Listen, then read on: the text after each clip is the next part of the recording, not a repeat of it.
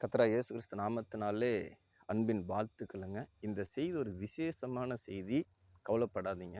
வேதாகம் என்ன சொல்லுதுன்னா, 2 தீமோத்தி 1வது அதிகாரம் 7வது வசனம் சொல்லுகிறது, தேவன் நமக்கு பயமுள்ள ஆவியை கொடாமல் பலமும் அன்பும் தெளிந்த புத்தியில் ஆவியை கொடுத்திருக்கிறார். இல்லைங்களா? அநேக பேர்த்துக்கு பயம்.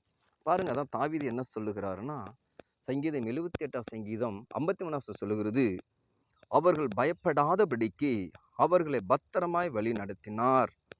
அவர்கள் சத்துருக்களை கடல் மூடி போட்டது. மோசே சம்பவத்தை பார்க்கிறோம் இல்லைங்களா? பயப்படாதபடி பத்திரமா வழி நடத்தினதே உங்களோடு கூட இருக்கிறாருங்க. உங்க அருகில இருக்கிறாரு. கவலைப்படாதீங்க.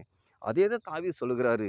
சங்கீதம் 53 சங்கீதம் 5வது வசனம் சொல்லுகிறது, பயமில்லாத இடத்தில் மிகவும் பயந்தார்கள். பயமில்லாத இடத்தில் மிகவும் பயந்தார்கள். பேய்க்கு பயப்படாதீங்க. எந்த ஆவிகளுக்கு பயப்படாதீங்க. தைரியமா இருங்க. நீங்க விசேஷமானவங்க. பாருங்க, கிதியோன்னு ஒரு மனிதன் இருந்தார். அந்த மனுஷன் சொல்ற பாருங்க, நியாயாதிபதிகள் 6வது அதிகாரம் 6வது வசனம் சொல்லுகிறது, மிகவும் சிறுமைப்பட்டார்கள். அப்பொழுது இஸ்ரவேல் புத்திரர் கர்த்தரை நோக்கி முறையிட்டார்கள். மிகவும் சிறுமைப்பட்டார். குடும்பமே எளிமையான குடும்பங்க. அந்த மனுஷன் தான் சொல்றார் பாருங்க. அதே நியாயாதிபதிகள் 6வது அதிகாரம் 15வது சொல்லுகிறது, என் குடும்பம் மிகவும் எளியது.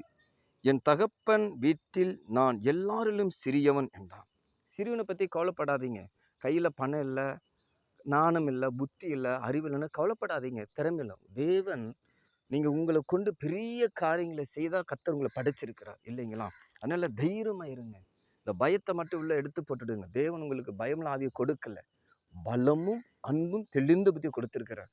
அப்படி இருக்கும் பொழுது உங்களுக்கு என்ன செய்ய போறாருன்னா, ஆதியாகமம் 17வது அதிகாரத்தில் 2வது வசனம் சொல்லுகிறது, உன்னை மிகவும் திரளாய் பெருக பண்ணுவேன்.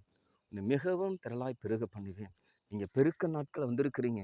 உங்கள் வாழ்க்கையில் பெருக்கத்தை தேவன் கொடுக்க போகிறாரு. ஞானத்தில் ஒரு பெருக்கம், புத்தியில் ஒரு பெருக்கம், அறிவில் ஒரு பெருக்கம், வல்லமையில் ஒரு பெருக்கம், பரிசுத்தத்தில் ஒரு பெருக்கம்.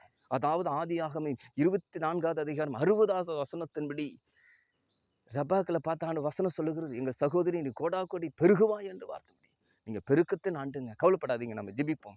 அன்பின் பரலோக பிதாவே, இதை பார்க்குற ஒவ்வொருவருக்காய், கேட்குற ஒவ்வொருவருக்காக வேண்டிய ஞானமும் புத்தியும் அறிவும் கவனமும் வல்லமையை கொடுத்து, உணர்வுள்ள இருதயத்தை கொடுத்து, சங்கீதம் 119:34 வசனத்தின்படி ஆண்டவரே இருதயத்தை விசாலமாக்குகிறாங்க. இப்படி செய்ய போகிற தெய்வுக்காக ஸ்தோத்திரம் ஆண்டவரே. இப்படி ஒரு நடத்தும் காத்துக்கொள்ளும். பயத்தல்ல எடுத்து போடுகிறார். கர்த்தராகிய இயேசு கிறிஸ்து நாமத்தில் கேட்கிற நல்ல பிதாவே, ஆமீன்.